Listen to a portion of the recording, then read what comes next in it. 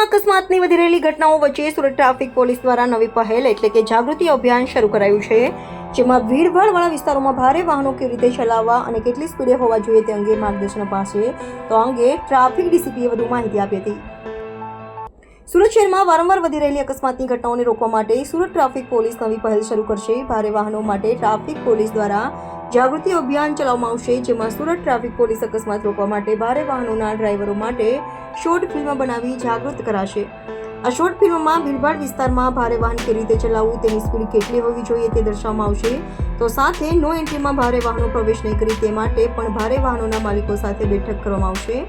Dumper TM મશીનના ડ્રાઈવરોને video બતાવી જાગૃત કરશે. પોલીસ કમિશનર દ્વારા શહેરમાં નો એન્ટ્રી સમય અને સ્પીડ લિમિટ અંગે પણ ટકોર કરી હતી. હાલમાં સુરત ટ્રાફિક પોલીસ દ્વારા 1200 જેટલા ડમ્પર ડિટેન કરવામાં આવ્યા છે. તો આ અંગે ટ્રાફિક ડીસીપી અનિતા વનાણીએ વધુ માહિતી આપી હતી.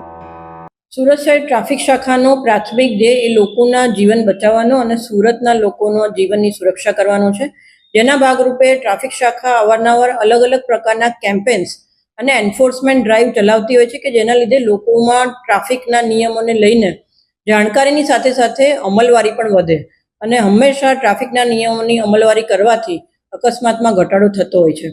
તેના ભાગરૂપે અત્યાર સુધીમાં સુરત શહેરમાં અલગ અલગ ઓવર સ્પીડિંગ, રોંગ સાઈડ, સિગ્નલનું અમલીકરણ અને હેલ્મેટના ટ્રાફિકના જે નિયમો છે એનું અમલીકરણ કરાવવામાં આવે છે. અને આવનારા દિવસોમાં ખાસ કરીને જે હેવી વ્હીકલ્સ છે એટલે કે ટ્રકો અથવા તો લક્ઝરી બસો કે જેઓ લેન ડ્રાઇવિંગનું પણ અમલીકરણ કરતા નથી અને સાથે સાથે ક્યાંક ને ક્યાંક સિટીમાં આવા ભારદારી વાહનોના લીધે અકસ્માતો થતા હોય છે, તેવા અકસ્માતમાં ઘટાડો લાવવા માટે સુરત શહેર ટ્રાફિક શાખા દ્વારા હાલમાં તમામ ટ્રક અને ટ્રાન્સપોર્ટ એસોસિએશન સાથે સાથે લક્ઝરી બસોના એસોસિએશન સાથે રહી અને એક એવા પ્રકારની ડ્રાઈવ કરવામાં આવી છે કે જેમાં દરેક હેવી વ્હીકલ્સ એ લેફ્ટ લેનમાં જ ડ્રાઈવ કરે અને સાથે સાથે તે તમામના લાયસન્સથી લઈ અને અલગ અલગ પ્રકારના જેટલા પણ દસ્તાવેજોની જરૂરિયાત હોય છે તેવા દસ્તાવેજો હંમેશા પોતાની સાથે રાખે.